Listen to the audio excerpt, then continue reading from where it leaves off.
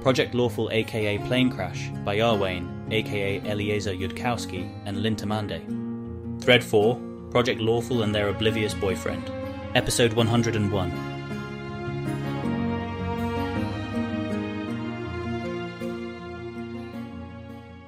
Lord Nethys, Ione thinks, trying not to shudder visibly where she kneels. Please have foreseen this, and planned for it, that I may continue to serve you unbroken. Or, if instead nearly all my purpose has been served, make sure my end teaches a lesson to those who think it easy to evade your all-foreseeing sight and your retributive explosions. Quick, think uncensored thoughts. Nice crown there.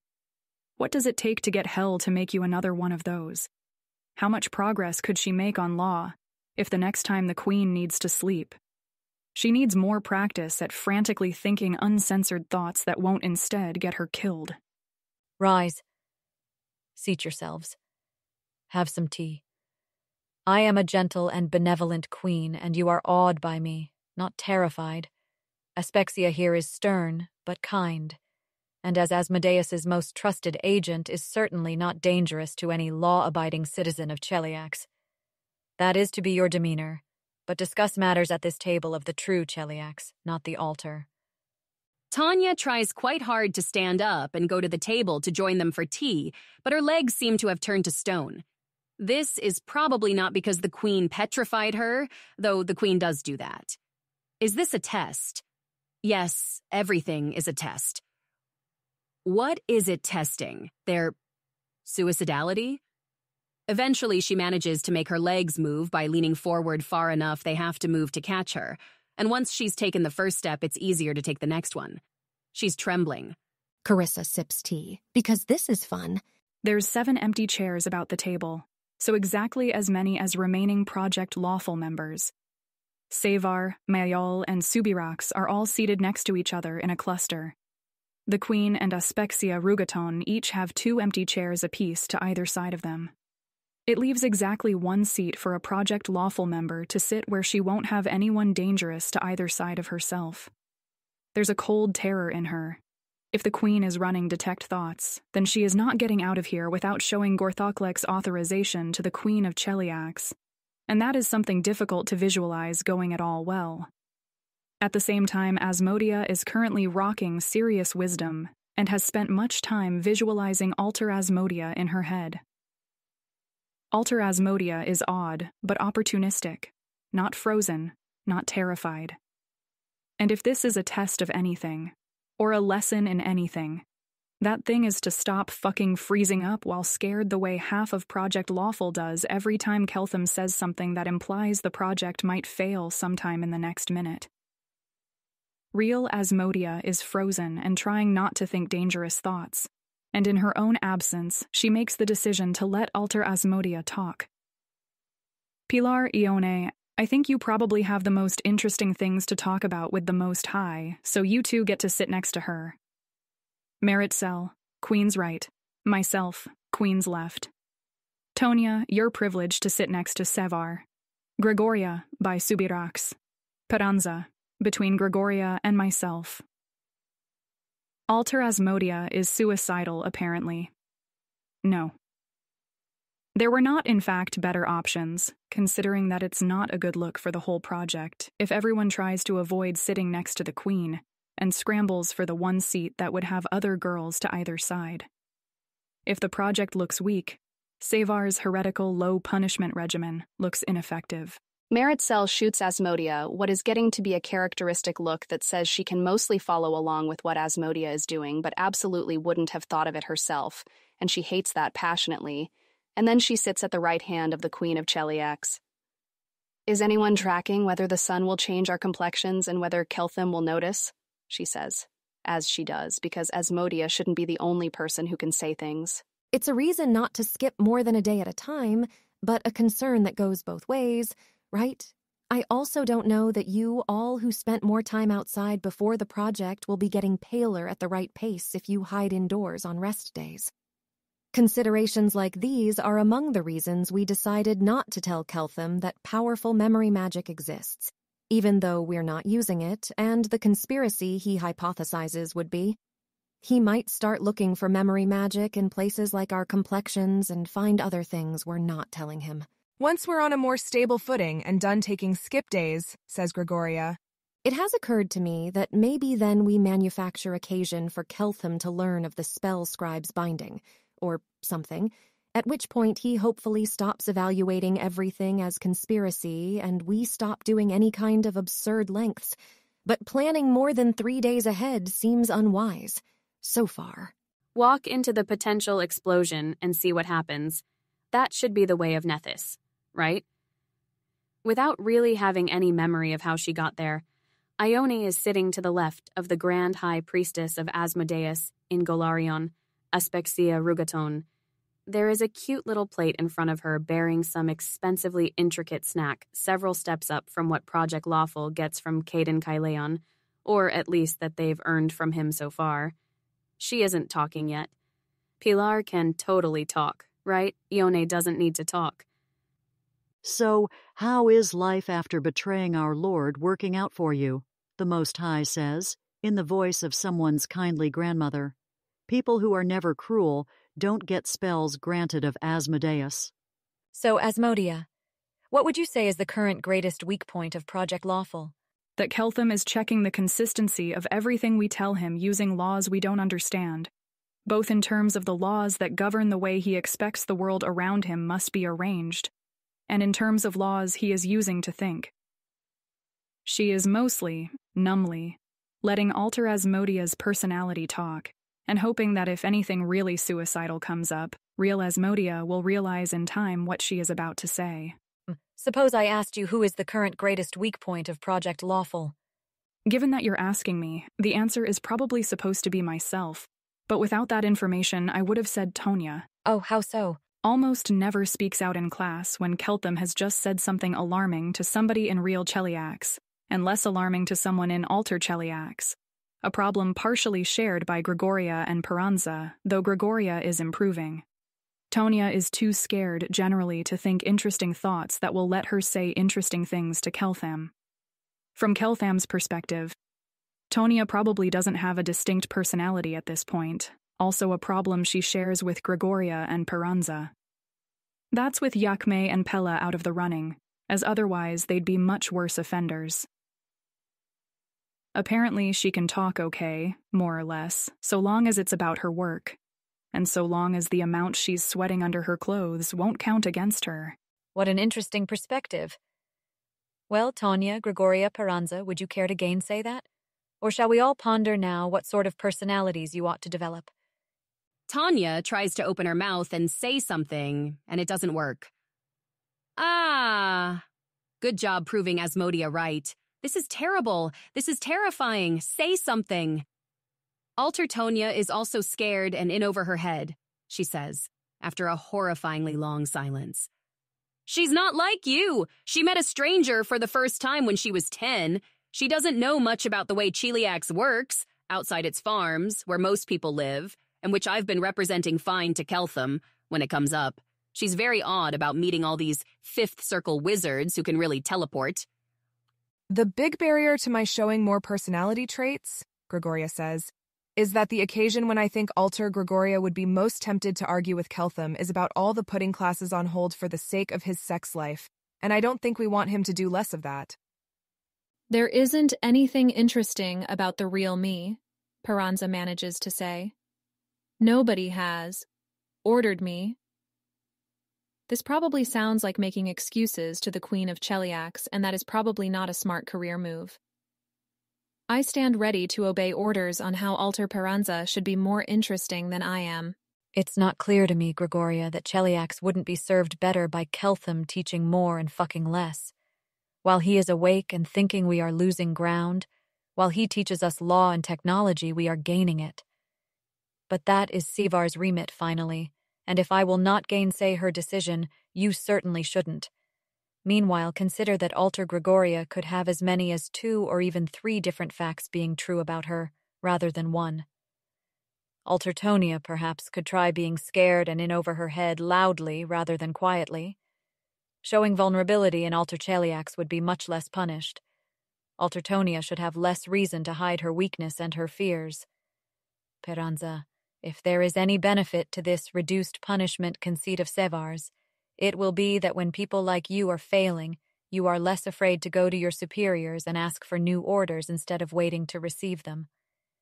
Have you felt any positive motivation to do anything?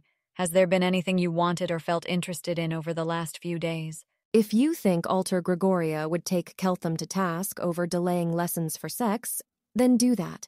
Whether or not it serves our interests directly, which I think is a bit of a wash, it is bad for our interests for anything to be absent that ought to be present in Alter Cheliax, and a student who is annoyed about all of the sex distracting from building civilization seems like it might be that. Is this Alter Gregoria motivated by jealousy? She can be, if that's convenient. Mostly she's motivated by wanting to build civilization and noticing that everyone keeps flirting instead. Well, she can't be asexual. Asmodea's doing that, and two would be distinctly overrepresented, in a population that was selected for being willing to have Keltham's children. But she can be very pragmatic. That seems fine. I might pass you instructions on when you may or may not push, but it seems fine. As one of your several personality traits, as Her Majesty pointed out. Has anyone got a list of personality traits it'd be nice to see represented or anything? Says Gregoria. It generally helps if the personality traits are inside you somewhere, at least until your bluff is a great deal higher than at present. Peranza here, for example, thought about Keltham's silent image show of Dathilan and its surroundings, which someone will somehow arrange for me to see at some point, and yes, that is an order. Then Peranza was terrified of having had such a heretical thought, and tried to hide it from herself so that she would not be committing treason by hiding it from me.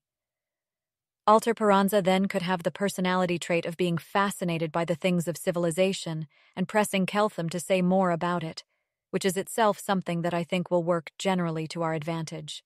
Try to forget you heard her admit to running detect thoughts. Maybe there's enough other people around she won't notice. Oh no, that's censored, isn't it? Keltham will notice if everyone in Alter Cheliax has personality traits that serve a purpose of real Cheliax. I think that's a problem even if the trait is also there in real Peranza. Where are the traits that disadvantage real Cheliax? Where are the traits that don't mean anything?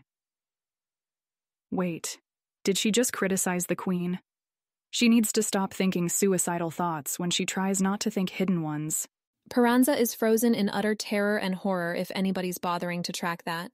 Yes, Asmodea, you did criticize my suggestion just then. It's a very dangerous game, but for the criticism to be apt is a winning move. Indeed, if we are playing against a Dath Ilani, then we must create an illusion indistinguishable to him from reality, and that means people having traits inconvenient as well as convenient to the true Cheliax. We do already have some such, for example, Alter Asmodea's and Alterioni's tendency to say clever things. My being shy is inconvenient to Cheliax, says Tonya, somewhere between stubbornly and hopefully. Someone can get miserable when cooped up in a fortress and plead with Mayol, and when that fails with Keltham to be allowed out to go swim at the beach, that's the kind of thing that happens in places with worse discipline. And if they just uneventfully go swimming and come back, that's evidence against tropes to Keltham. Best for someone who actually will get miserable when cooped up in a fortress. Peranza.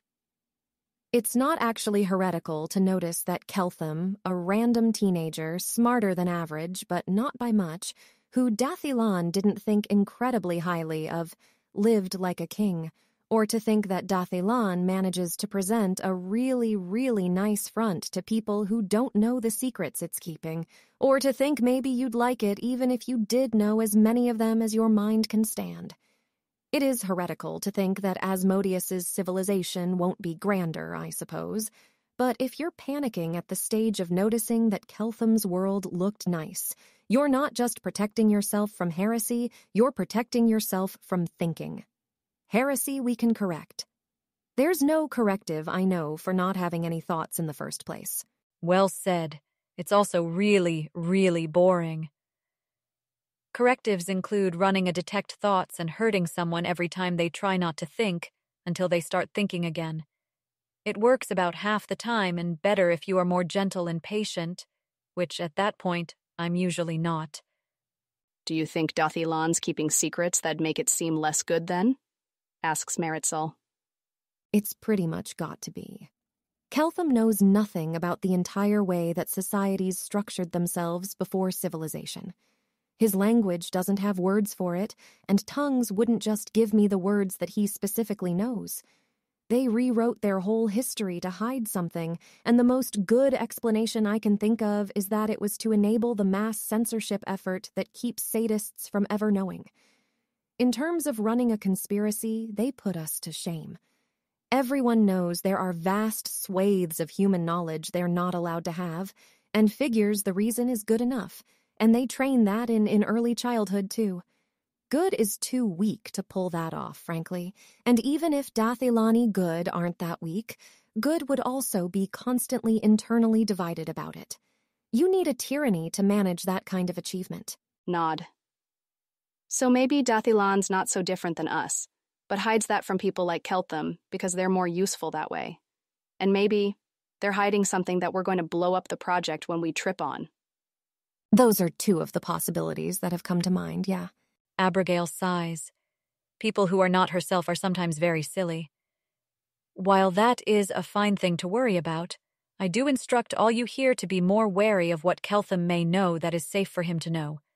In a world that seemingly lacks, or perhaps has hidden all traces of magic and wizardry and clerics, which is not safe to have known here in Galarian with its magic, we are very wary of whether Caden Kalian does in truth hold any common interest with Asmodeus, but that is one of the plausible ones. I should also think it slightly more likely that Keltham's civilization went to such fantastic lengths to, for example, kill every worshipper of every god and destroy every scrap of information by which those gods could again be given an anchor in their world. And then, perhaps, decided to eliminate the knowledge of sadism, so long as they were about their larger endeavor. To be clear, I do not know that it is possible for a world to cast loose its gods in such a way. I do not know it to be impossible either. It seems a more plausible thought in the light of Dath-Ilan's secrecy.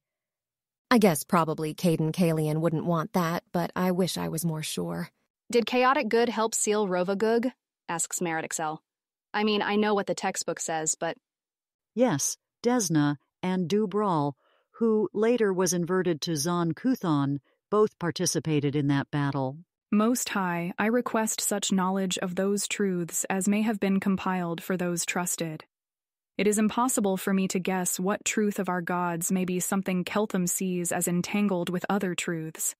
That he is as yet too confused to ask much about gods is no guarantee he will remain confused tomorrow.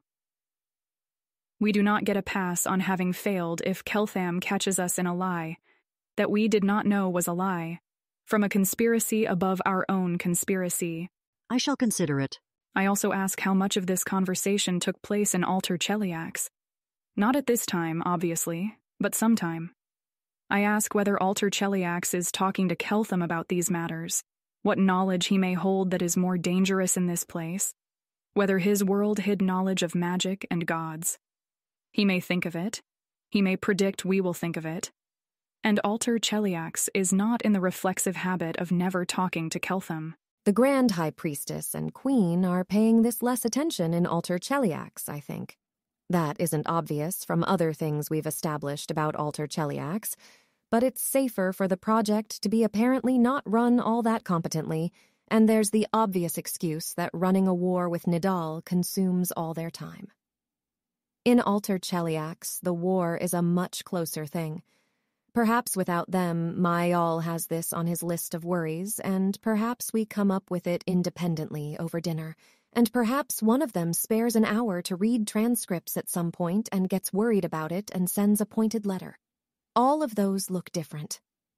I think Alter Carissa, who has been asked to try not to become a keeper at top speed, and who is worried for Keltham's emotional well-being, when she thinks of things like this, adds them to a list titled something like, things that are worrying, things that will make Keltham sad, for things without immediate implications that might turn out to be important, and tell him he can read it if he wants to. I bet he won't. Are you, in fact, considering yourself ordered by Keltham not to become a keeper at top speed? says Maritzel. Yes, I'm not that good an actress. Yet. I'm going to try for glibness swords today, and I'm not sure I could stop seeing the world as Asmodia does once I start. And it feels like there's a fragment of law here, though I've barely started identifying it, where we want to at least be cooperating with the version of Keltham who does end up being possible to win over, who even after embracing evil is going to be annoyed if I wasn't actually his. Or maybe it's not a fragment of law, and it's just that I want that Keltham, my greatest triumph, to consider the punishment warranted to be one I can withstand. Glibness swords, says Tonya. Not trained in wondrous items, don't have time to learn. There's no reason swords can't hold glibness. They'll be tiny swords, obviously. They'll fit in your notebooks. Carissa is adorable and absurd. Pilar will attempt to become a keeper at full speed. It is all too plausible that Golarion will in fact prove to need one. It has been established well enough that Alter Pilar might do the same. Acknowledged. Sevar. It's safer to request this of her and not seem to be going over anyone's head. So long as I'm requesting resources, can we have some fresh, intelligent wizard students our age kidnapped from Taldor? Not broken slaves, not terrorized. Ideally with no idea that they've been taken by Cheliax particularly, kept in surprisingly good living conditions, who I can try to teach law to see how they react to that. It's probably far too late for us to act anything like they would, but it would be helpful to have any idea what not-too-scared wizard students are like outside Cheliax. I want to know what we've already given away before Keltham sees it. I've thought about that. You can convince me it's worth it, but the ways they'll fail to correspond are going to include they won't be girls. Noble girls learn wizardry sometimes, but we can't realistically get away with kidnapping a decent sample of Taldane noble girls. They won't have learned in a school, but as an apprentice of a specific senior wizard, they'll be older than you lot or considerably weaker as wizards, and they're often going to be their family's one investment meant to support all the rest of them for life, selected as the child likeliest to abide by that contract, if you want to give them credit for law, or be socially pressurable into paying for all the dead weights, if you want to think of it that way. If given all that, you still want them, sure, let's do it. But if we want the closest analogy to Cheliax, we want a wizarding academy, and I think we'll get noticed if we kidnap a sample from those. You could give me 2 such girls, so that they'd have any interactions with each other to observe, and no more. We could look further afield than Taldor. My sense is that this is not just about Alter Cheliax, but about what holds in evil countries generally that we are giving away. Adding a safe holding area for unfriendly wizards, even just 2 second circle unfriendlies, otherwise isolated from Keltham, unable to make any trouble Keltham could notice, is not a trivial request. Not trivial is project manager language for don't wanna. Don't tell us not trivial. Tell us what it actually costs. 10,000 gold over 4 months, perhaps, not including kidnapping costs, and some lingering chance they do cause trouble that Keltham notices if they're being held in or near his location. Once my ring of sustenance kicks in, maybe I could go to Igorian on an evening teleport and visit them there. Can we hire them? Noting the trend where I keep making the Abedaran suggestion, and maybe it only seems good to me because I've tilted myself too much towards making sense of Keltham. But we could have someone go to the wizard schools in Absalom I'd hesitate to kidnap a student from and offer a lot of money for a couple years indenture working on some wizard's secret project. He reserves the right to stop you from leaking his secrets. She, actually, if we don't want the wrong kind of filter on what girls we get. Potentially adds a number of complexities on top of keeping simple prisoners. Still, I expect that wizard girls in Absalom will sign up for some arduous restrictions if you offer 10 times more money than they could otherwise earn in a year. I'll have somebody look into it. I observe that I don't actually want to teach them law over the next months or years. I want to quickly observe how they behave in the first week. If I think I've learned all I can after a week, what do we do with them after? With simple prisoners, we can statue them when I'm done with them, since we don't want to send them to their afterlife where they might talk. If their school is expecting them back, or responsive to sendings.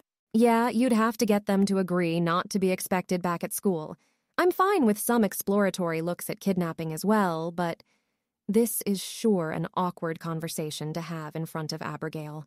My impression from what wizards not from Cheliax say at the World Wound is that the big wizard academies are the Academiae in Corvosa, which is more or less also the reason we don't own Corvosa, and Philandriel Morgathai's University in Almas, which is definitely the reason we don't own Andorran, and the Magisterium in Absalom, which is the reason no one's conquered it in 5,000 years. And if any of that is half accurate, then kidnapping the kids, who are the best close equivalent, might get the attention of one of the few powerful people in the Inner Sea who aren't yet meddling. We could hire them under a contract where they are to go entirely out of contact and unscryable for 2 years, I suppose, if anyone would agree to that. If they go home and only 2 weeks have passed, oops, guess there was a time accident. Though I'd worry that even after 2 years, maybe I would have taught some piece of the law we don't want them taking back. If we can really win Keltham over or keep him that long. If they're lawful, they could swear a secrecy oath, I guess, but... Are there girls our age in other countries who are known to be good at math, with intelligence 17, without their being wizard-tracked or being quite so missed if they are kidnapped? I'm sure there are peasants overlooked everywhere. It's a question of how resource-intensive it'd be to find them, and how much we'd learn if they're that different. If you only want to, maybe we can fake the deaths of a couple of wizard students in a way that doesn't raise too many questions. I do think it's worth expending some effort on. I'm curious about the answers, too, and I expect Keltham is already looking for some correlate we don't know about. I do think they need previous education in math, if we want to test the effects on them of law. Not peasants, but girls apprenticed to send out merchant ships. Ships not owned by any powerful wizards. Teaching girls such is rather rarer outside Cheliax. Likewise for those philosophical academies that teach those who study mathematics for its own sake. If you are satisfied with a pair of boys to examine, the task will be simpler. I know far too little of women and men outside Cheliax to guess whether that would matter. Huh, says Gregoria aloud, since she won't be lit on fire for it, apparently. I sort of assumed that wasn't really true, that only Cheliax educates women. It's true. You'd have learned soon enough at the World Wound. I request to know why that's true. Can Keltham deduce Hel and Asmodeus's true nature from that somehow, if it's just Cheliax? I want to refer that upwards, because I know it to be an occasion of heresy for me. She thinks that this is great and speaks to the fundamental superiority of Asmodeus to other churches and Cheliax to other places, but that can still be heresy if you do it wrong enough. Human societies are like that by default. Elves and drow and dragons less so. Only in Cheliax has Asmodeus exerted the force to come in and smash aside existing social orders and impose a tyranny of his own image, which does not share this common property of human societies. We are, I think, becoming lost in the weeds.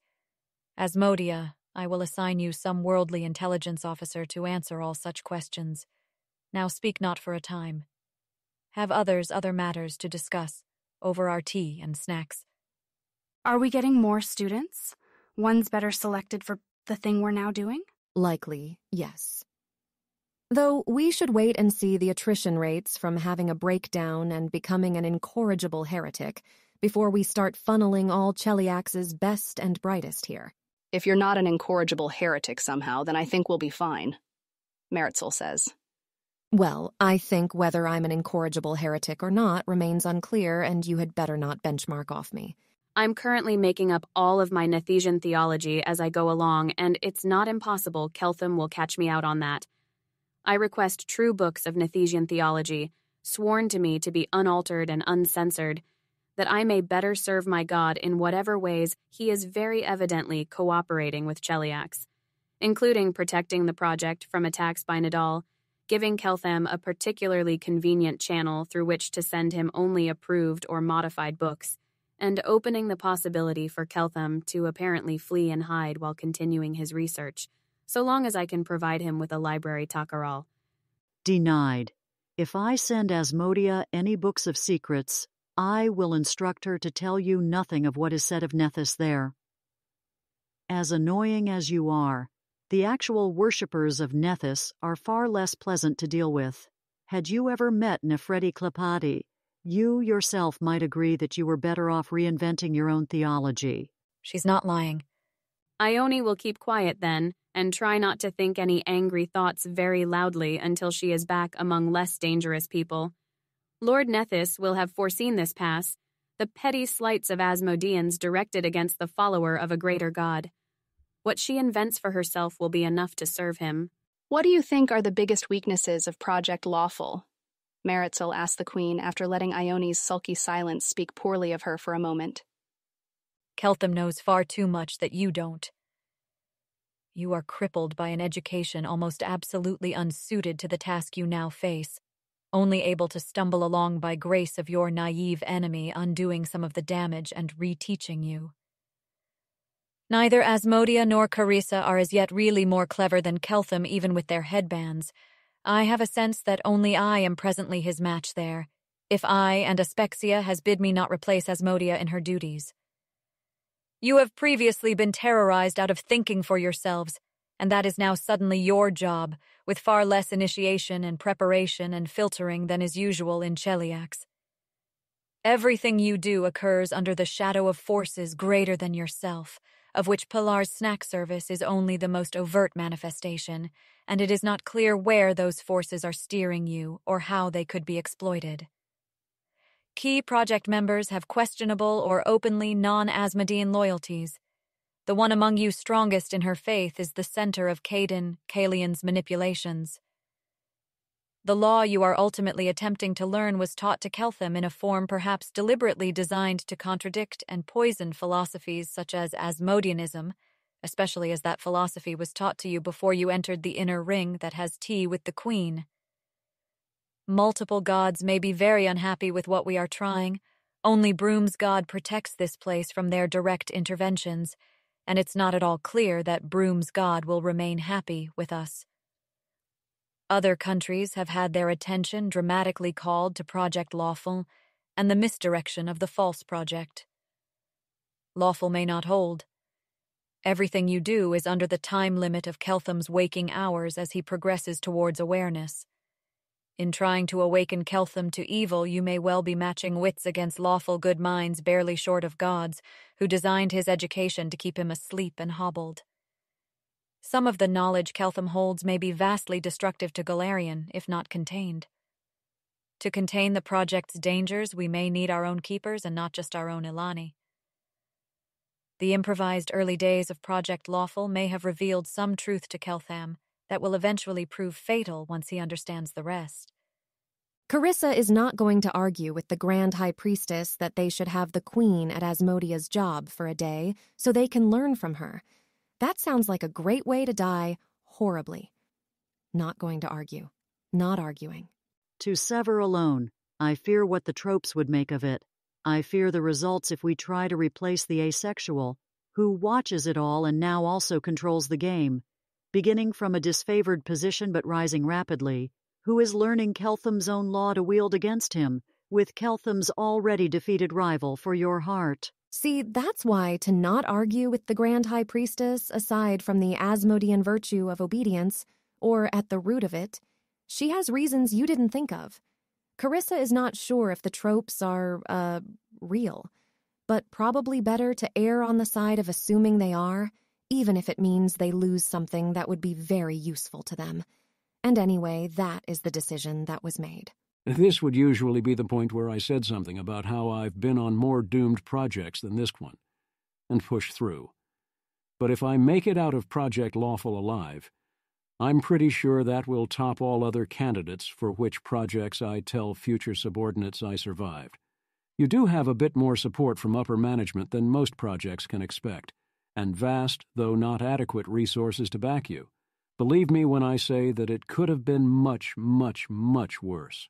Our allotted time here is passing, I fear. Pilar, the Most High has business with your curse. Subirax, Sevar, a word with you before the Most High returns. The rest of you are dismissed. Mayol, see them out. Meritxell, I have a certain matter to discuss with you privately. Be available for my summons in some minutes before I go. Security who see of this in your thoughts are to speak of it to no one. Maritzel is aware she should be terrified, but instead she's delighted. She wants to be one of the interesting girls, not one of the boring ones, and that involves some terrifying summonses. She leaves and waits, genuinely unsure if she's more scared or excited.